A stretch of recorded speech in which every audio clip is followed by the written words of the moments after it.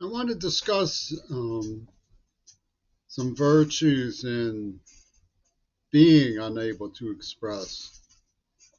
There's a difference between the inability to express, which is a phrase of itself that stands on its own and is a useful phrase, and the unwillingness to express. For example, there might be a good deal of people who are unwilling to discuss the sandbaggers because of the um, soulless and bizarre both sides nuclear switch that they conjure, or because of the totem value of their sandbagger union mystique.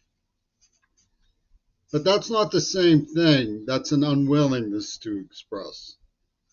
I want to discuss the inability to express,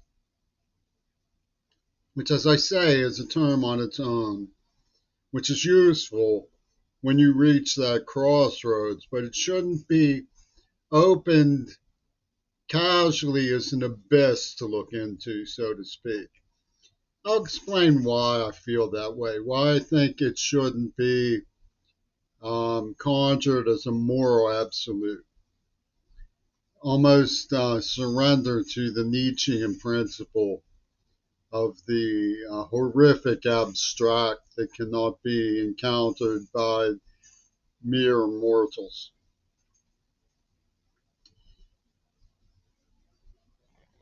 I believe very deeply in the obligation to our society's learning. I was taught poetry 45 years ago, I suppose, by a Pulitzer winner more recently, and my mother was an English teacher. I know what it's like to have a slip in the armor.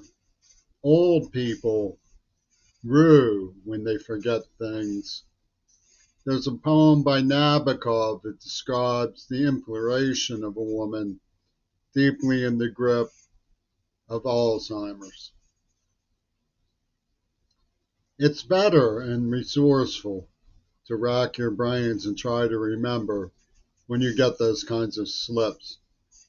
It's good to push the limits of language and try to capture the syncopation and tone of your body's response to the macabre, the bellicose, the frightening. And it's not looking away by any means not to be able to express what you're thinking or feeling. And it's reasonable to say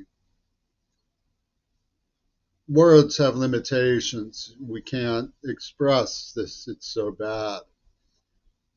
But it's also a good idea to limit the use of such a concept and to try your level best all the same. There are things that can be done, just as some songs are sweetened by music, some perceptions are made more raw and reasonable by encounter with gasping language disability, even on the part of seasoned and eloquent spokespersons bearing witness. The reason I say it's a good idea to take a step back from the abyss when you reach that point is because there are certain things that are missing from what's going on in Gaza that are simple and can fill in the gaps much better than brutalizing and mincing and caressing and jinxing and smashing and reassembling ideas in search of some way to conjure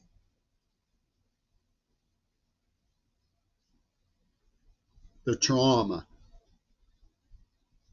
to children being wrought by this crazed entity run by Nosferatu. I grew up in a Jewish Holocaust survivors community, which was virtually a slum. And I was kept in squalor. And I was told by the books I read, by the films I saw, by the people I met, and by the wisdom of historians and teachers, that there was a certain honor code among witnesses to atrocity, that you very simply had to make the choice at some point to say, no, I will not stand for this. I will not go along with it, come what may. It's a very simple thing to teach the basic morality of refusal to participate in Holocaust or genocide to children. Now, obviously, we live in a world where some people are so psychotic and crazed they get shoveled into power somehow by bot machines, and they're uploaded to portray as understanding authoritarians the despair of the human race by genuinely stupid wrongheadedness, like Lindsey Graham and George Bush and Ronald Reagan. And although Lindsey Graham is twisted by an order of magnitude beyond the prior, they were stepping stones to his criminal insanity.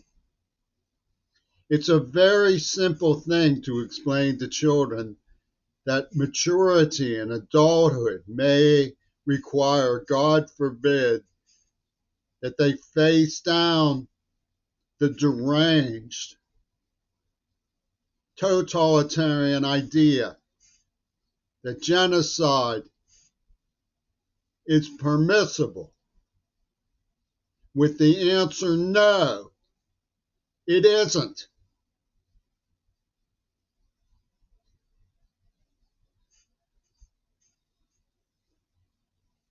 So the inability to express should get you full circle back to simple minds that can be trustworthy and simple things that can be trusted and simple concepts that are truly trustworthy and worthy of investment in, such as simple duty to morality. What the Israelis are doing is wrong. And anybody who doesn't understand that needs to be stopped. Now you say the people who are unarmed, who have been forced to say no to bombardooks stacked to the heavens with Nazi machines, are pitchforks wielding natives going after Frankenstein. They need to be schooled in the higher wisdom of Lindsey Graham, lit on fire, burned like the tents the children take refuge in. Yee-haw! And you say language can't grapple with that. That's beyond the ability to express, man.